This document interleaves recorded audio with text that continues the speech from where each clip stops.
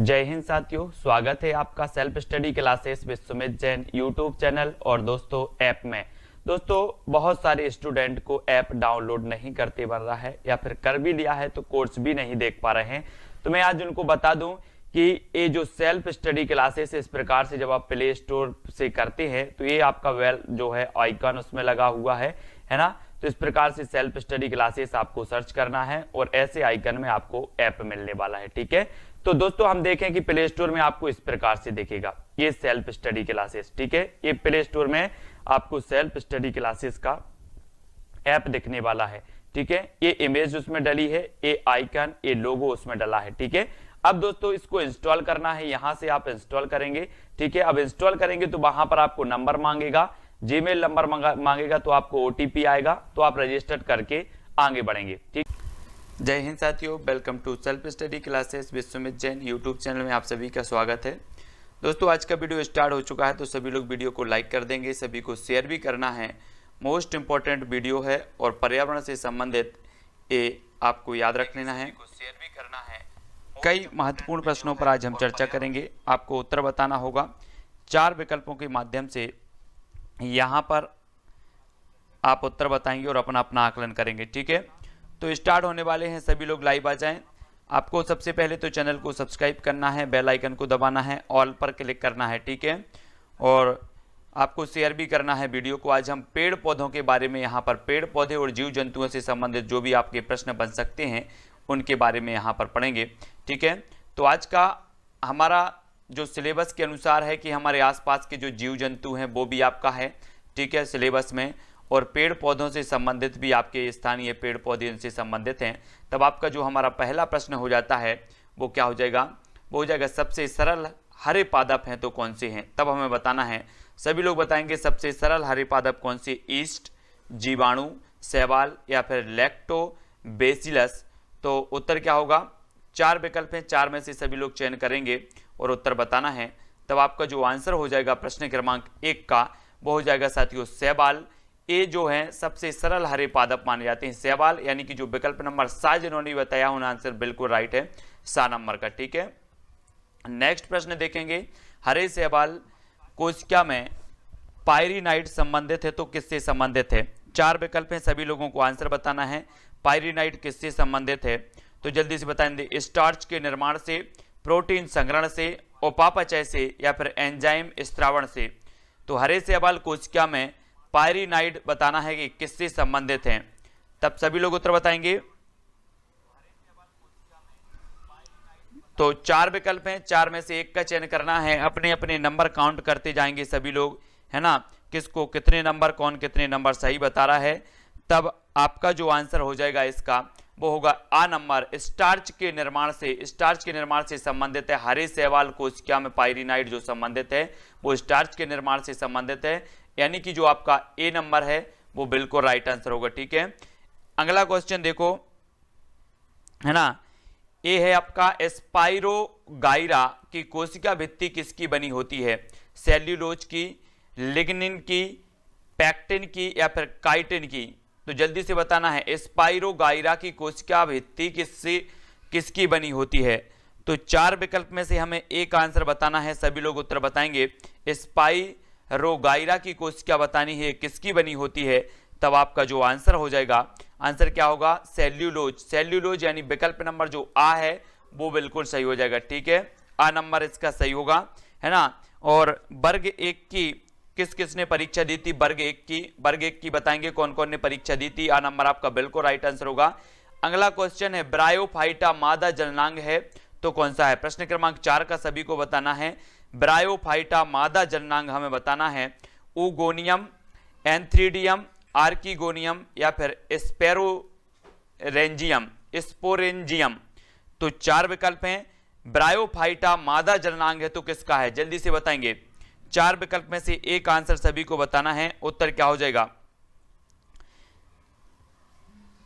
तो आपका जो उत्तर होगा ब्रायोफाइटा जो मादा जननांग है वो है सा, मतलब आर्किगोनियम से संबंधित। सी नंबर जिन्होंने बताया उनका आंसर बिल्कुल सही है, सी नंबर वालों का। ठीक है, सी नंबर आपका राइट आंसर होगा, अधिकांश लोगों ने बिल्कुल सही बताया है। अगला क्वेश्चन देख लो, ब्रायोफाइटा जो है टेरिडोफाइटस से भिन्न होता है? तैरने वाले एंथ्रोजोइडस में, स्वतंत्र गैमेटोफाइटस में, आर्किगोनिया में, या फिर वेस्कुलर ऊतक की अनुपस्थिति में? तो हमें बताना है ब्रायोफाइटा टेरिडोफाइटस से भिन्न होता है। किस प्रकार से भिन्न होता है, तब सभी लोग उत्तर बताएंगे। 4 विकल्प में से सभी लोग चयन करेंगे। ब्रायोफाइटा टेरिडोफाइटस से भिन्न होता है, तो किस प्रकार से भिन्न होता है? तब आपका जो राइट आंसर हो जाएगा वो क्या होगा? विकल्प नंबर डी। जिन्होंने भी डी बताया उनका आंसर बिल्कुल राइट है। वेस्कुलर ऊतक की अनुपस्थिति में ये भिन्न होता है। ठीक है, अगला क्वेश्चन देखो। टेरिडोफाइटस का लक्षण है संवहन ऊतक की उपस्थिति, पुष्प की अनुपस्थिति, फल की अनुपस्थिति, या उपरोक्त सभी? प्रश्न क्रमांक 6 का आंसर सभी लोग बताएंगे। टेरिडोफाइटस का जो लक्षण है वो क्या माना जाता है? तब आपका राइट आंसर क्या हो जाएगा? प्रश्न क्रमांक 6 का आंसर बताना है, और प्रश्न क्रमांक जो 6 का आंसर होगा वो होगा डी, यानी कि उपरोक्त सभी बिल्कुल सही हो जाएगा। डी नंबर जिन्होंने बताया उनका आंसर बिल्कुल राइट है। डी नंबर आपका बिल्कुल सही होगा। ठीक है, अगला क्वेश्चन देख लो। वायु श्वसन द्वारा ग्लूकोज की ऊर्जा कैसे मुक्त होती है? इस प्रक्रिया की खोज सर्वप्रथम किसने की? क्रेब्स ने, हॉकिंस ने, लिस्टर ने, या फिर पास्चर ने? वायु श्वसन द्वारा ग्लूकोज की ऊर्जा कैसे मुक्त होती है, इस प्रक्रिया की खोज सर्वप्रथम किसने की थी? तब 4 विकल्प में से हमें उत्तर बताना है। किसने की थी? क्रेब्स ने की थी, हॉकिंस ने, लिस्टर ने, या फिर पास्चर ने? तब आपका राइट आंसर क्या होगा? तो अधिकांश लोगों ने उत्तर बताया है बी, कुछ लोग बता रहे हैं ए। आपका उत्तर होगा क्रेब्स, यानी कि ए नंबर आपका बिल्कुल सही होगा। वायु श्वसन द्वारा ग्लूकोज की ऊर्जा कैसे मुक्त होती है, इस प्रक्रिया की खोज सर्वप्रथम किसने की है? तो क्रेब्स महोदय, यानी कि ए नंबर आपका राइट आंसर होगा, है ना। निम्न में से कौन नाइट्रोजन को पोषक तत्व के रूप में वृद्धि के लिए प्रयोग करता है? आपको नाइट्रोजन को बताना है पोषक तत्व के रूप में वृद्धि के लिए प्रयोग करता है, तो कौन करता है? राइबोजोबियम, स्पाइरोगाइरा, या फिर म्यूकर, या इनमें से कोई नहीं। नाइट्रोजन के बारे में सभी को पता है कि जो नाइट्रोजन है, ये नाइट्रोजन वायुमंडल में सबसे ज्यादा इसकी उपस्थिति होती है नाइट्रोजन की, और नाइट्रोजन को पोषक तत्व के रूप में वृद्धि के लिए प्रयोग करता है, तो कौन सा करता है?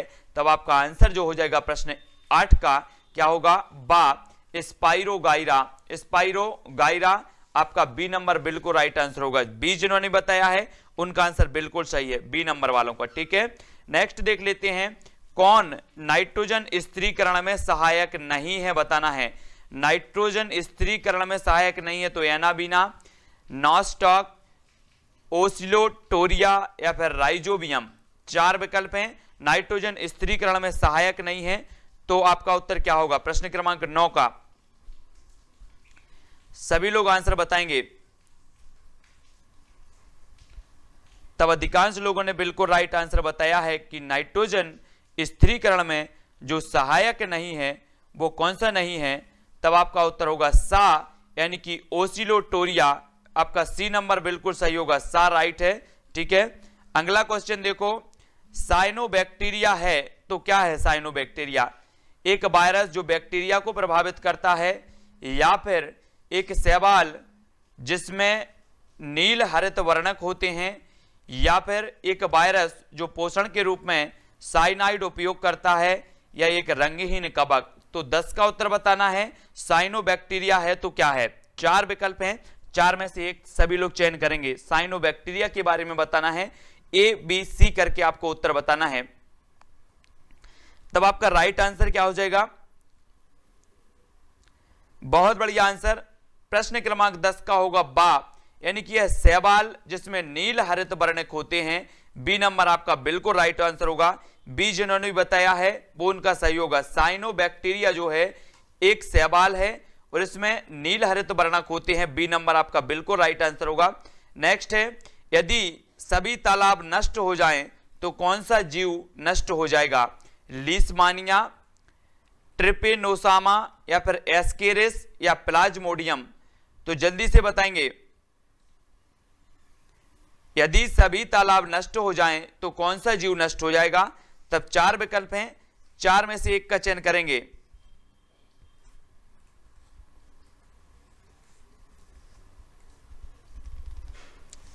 यदि सभी तालाब नष्ट हो जाएं तो कौन सा जीव नष्ट हो जाएगा? तब आपका जो राइट आंसर होगा प्रश्न क्रमांक 11 का वो क्या हो जाएगा? प्लाज्मोडियम। प्लाज्मोडियम जो है ये नष्ट हो जाएगा। डी नंबर आपका बिल्कुल सही होगा। ठीक है, डी जिन्होंने बताया है उनका आंसर बिल्कुल राइट है। अगला क्वेश्चन देखो, राइजोपस में पोषण की विधि है तो क्या विधि है? सभी लोग आंसर बताएंगे। 4 विकल्पों में से एक का चयन करना है। राइजोपस में पोषण की विधि कौन सी है? परजीवी, सहजीवी, मृतोपजीवी या स्वपोषी?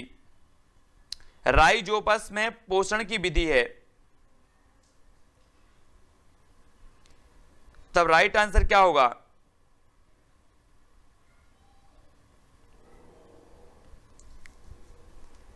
तब अधिकांश लोगों ने बताया मृतोपजीवी, यानी कि सा नंबर आपका सही हो जाएगा। सी जिन्होंने बताया है उनका आंसर बिल्कुल सही होगा, सी वालों का। ठीक है, सा नंबर।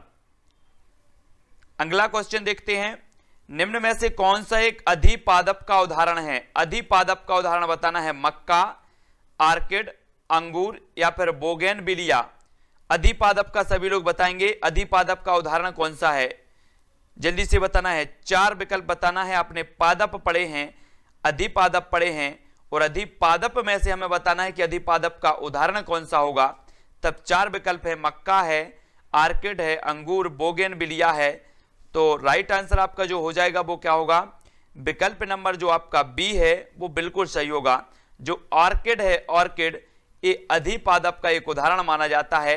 बी जिन्होंने बताया है उन आंसर बिल्कुल राइट है। ठीक है, ऑर्किड अधिपादप का उदाहरण है। अगला क्वेश्चन देख लो, मॉर्फिन किससे प्राप्त होती है? फूल से, पत्ती से, फल से या फिर तना से? तो जल्दी बताएंगे, सभी लोगों को आंसर बताना। मॉर्फिन किससे प्राप्त होती है? 4 विकल्प हैं, 4 में से एक का चयन सभी लोग करेंगे। तब आपका राइट आंसर क्या होगा? मॉर्फिन किससे प्राप्त होती है?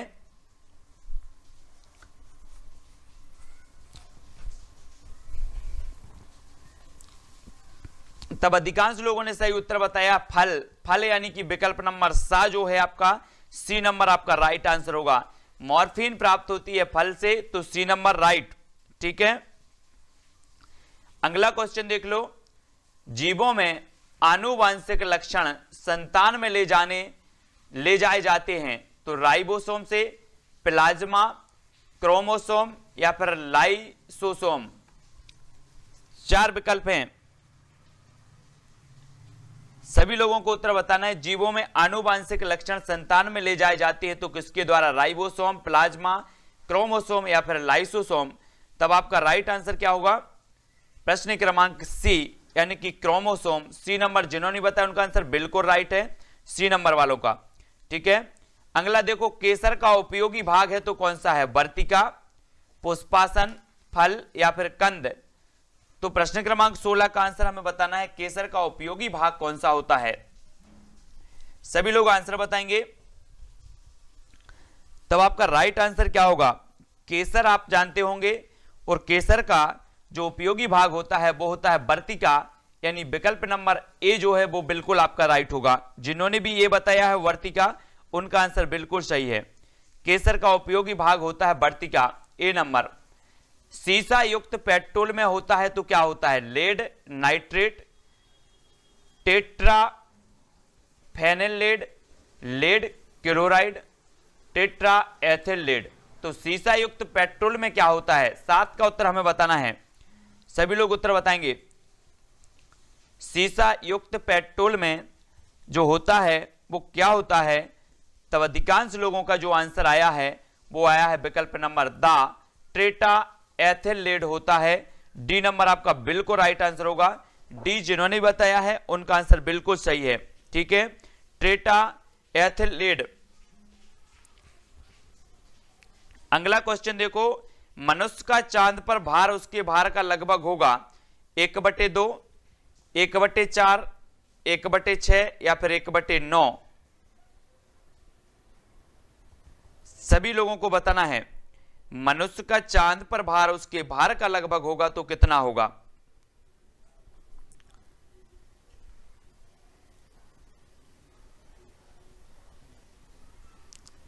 सभी लोगों को बताना है। प्रश्न क्रमांक 18 का उत्तर होगा 1/6। 1/6 आपका बिल्कुल सही होगा। मनुष्य का चांद पर उसके भार का लगभग होता है 1/6, है ना। 7 नंबर जिन्होंने बताया है उनका आंसर बिल्कुल सही है। अदरक का खाने योग्य भाग है तो कौन सा है? घनकंद, प्रकंद, सल्ककंद या फिर कंद? तो प्रश्न क्रमांक 19 का राइट आंसर सभी लोग बताएंगे। अदरक का खाने योग्य जो भाग होता है वो कौन सा होता है? तब राइट आंसर बताना है। तो अधिकांश लोग जो उत्तर बता रहे हैं बी, कुछ लोग डी, कुछ लोग सी। तो आपका जो आंसर होगा प्रकंद। अदरक का जो खाने योग्य भाग होता है वो होता है प्रकंद, यानी विकल्प नंबर जो बी है वो बिल्कुल राइट आंसर होगा, बी नंबर। जिन्होंने भी बताया उनका आंसर बिल्कुल राइट है। अगला देखो, मनुष्य में मलेरिया परजीवी की खोज करने वाले वैज्ञानिक थे तो कौन थे? Ronald Ross, Charles Laveran, Louis Pasteur या फिर जेनर? सभी लोग बताएंगे मनुष्य में मलेरिया परजीवी की खोज करने वाले वैज्ञानिक कौन थे? तब राइट आंसर क्या होगा आप सभी का? तो अधिकांश लोगों ने प्रश्न क्रमांक जो 20 का उत्तर बताया है बिल्कुल राइट बताया है कि जो चार्ल्स लेब्रोन थे ये मलेरिया परजीवी की खोज करने वाले वैज्ञानिक थे, यानी कि बी नंबर आपका बिल्कुल राइट आंसर होगा, है ना। चार्ल्स लेब्रोन, बी नंबर आपका सही हो जाएगा। अगला क्वेश्चन देख लेते हैं। अगला जो अपना क्वेश्चन है, सिस्टेमा नेचुरी नामक पुस्तक के लेखक हैं तो कौन है? सिस्टेमा नेचुरी हमें बताना है, उत्तर क्या होगा?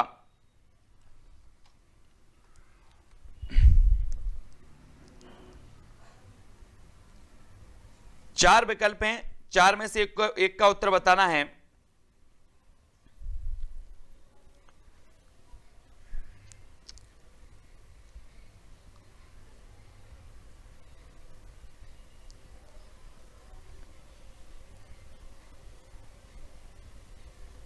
सभी लोग बताएंगे प्रश्न क्रमांक 21 का होगा लीनियस, यानी कि जो आपका विकल्प नंबर 1 है वो इसका सही हो जाएगा, ठीक है।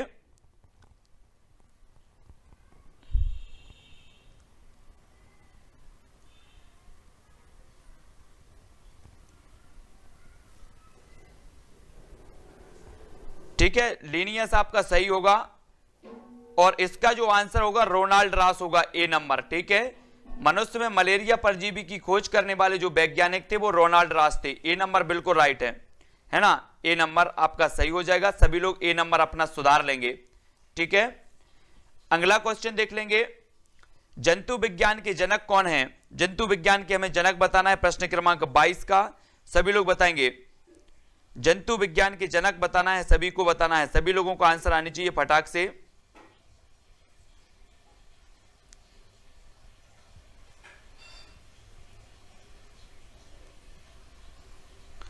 तब चार विकल्प हैं और चार में से सभी लोगों ने उत्तर जो बताया है, क्या बताया है? अरस्तु, यानी कि 4 नंबर आपका बिल्कुल सही हो जाएगा, ठीक है। जंतु विज्ञान के जो जनक हैं वो अरस्तु साहब हैं, 4 नंबर राइट आंसर। विटामिन शब्द प्रतिपादित किया तो किसने किया? 23 का सभी लोग आंसर बताएंगे। विटामिन शब्द किसने प्रतिपादित किया है? लूनिन ने, फंक ने या फिर एडिसन या इनमें से कोई नहीं। तब राइट आंसर क्या होगा? विटामिन शब्द का प्रतिपादन किसने किया है? तब अधिकांश लोगों ने बिल्कुल राइट आंसर बताया है, क्या बताया है? फंक, यानी कि जो विकल्प नंबर आपका बी है वो बिल्कुल सही होगा, ठीक है, बी नंबर। अगला क्वेश्चन देखेंगे, प्रोटीन की कमी से होने वाला जो रोग है वो क्या है? तब सभी को बताना है।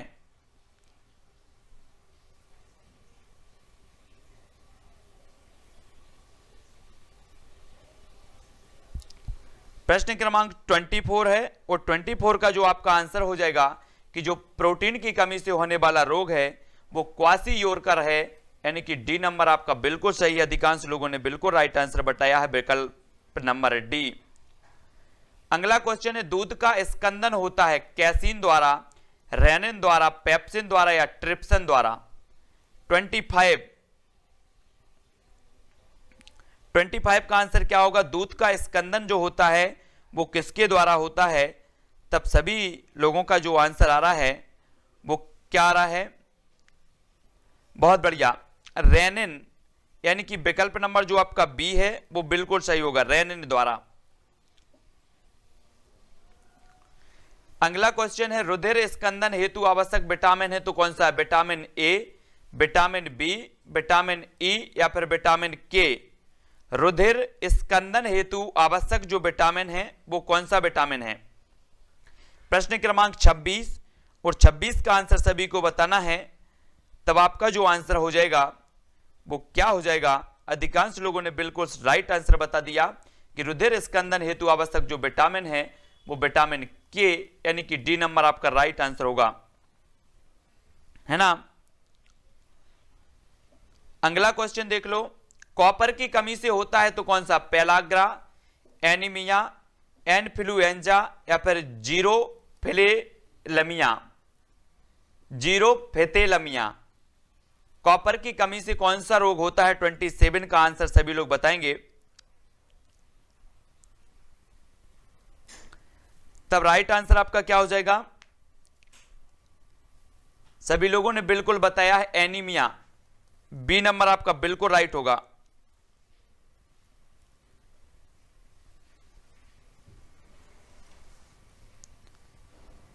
अगला क्वेश्चन देखेंगे, शैवालों और कवकों को किस समूह में रखा जाता है, सभी को बताना है। शैवालों और कवकों को किस समूह में रखा जाता है।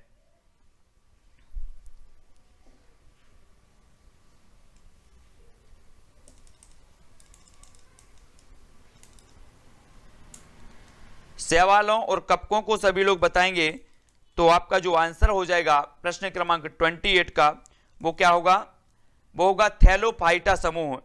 अधिकांश लोगों ने बिल्कुल सही बताया है, थैलोफाइटा, है ना, बिल्कुल राइट आंसर।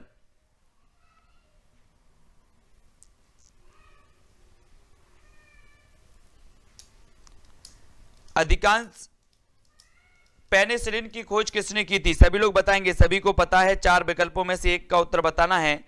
तब आपका राइट आंसर क्या हो जाएगा,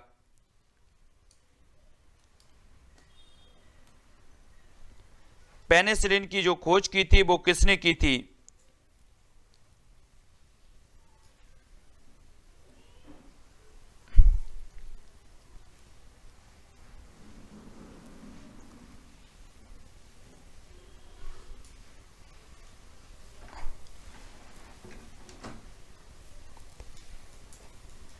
पेनिसिलिन की सभी लोगों ने बताया है, क्या बताया है, तो बिल्कुल सही है, फ्लेमिंग ने की थी, यानी कि सा नंबर आपका सही होगा, है ना। सर्वप्रथम फ्लेमिंग ने 1944 में पेनिसिलिन नामक एंटीबायोटिक, पेनिसिलिन नामक जो है कवक से प्राप्त की थी। तब खाने योग्य कवक कौन सा है, सभी लोग बताएंगे।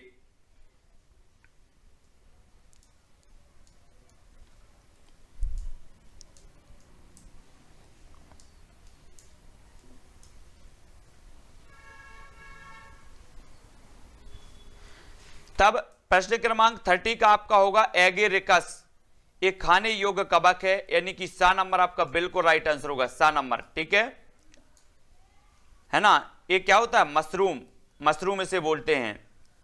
जय हिंद साथियों, स्वागत है आपका self study classes with Sumit Jain YouTube channel और दोस्तों ऐप में। दोस्तों बहुत सारे स्टूडेंट को ऐप डाउनलोड नहीं करते बन रहा है, या फिर कर भी लिया है तो कोर्स भी नहीं देख पा रहे हैं। तो मैं आज उनको बता दूं कि ये जो सेल्फ स्टडी क्लासेस इस प्रकार से जब आप प्ले स्टोर से करते हैं तो ये आपका वेल जो है आइकन उसमें लगा हुआ है ना। तो इस प्रकार से सेल्फ स्टडी क्लासेस आपको सर्च करना है और ऐसे आइकन में आपको ऐप मिलने वाला है, ठीक है। तो दोस्तों हम देखें कि प्ले स्टोर में आपको इस प्रकार से दिखेगा ये सेल्फ स्टडी क्लासेस, ठीक है। ये प्ले स्टोर में आपको सेल्फ स्टडी क्लासेस का ऐप दिखने वाला है, ठीक है। ये इमेज उसमें डली है, ये आइकन, ये लोगो उसमें डला है, ठीक है। अब दोस्तों इसको इंस्टॉल करना है, यहां से आप इंस्टॉल करेंगे, ठीक है। अब इंस्टॉल करेंगे तो वहां पर आपको नंबर मांगेगा, जीमेल नंबर मांगेगा, तो आपको ओटीपी आएगा, तो आप रजिस्टर करके आगे बढ़ेंगे, ठीक।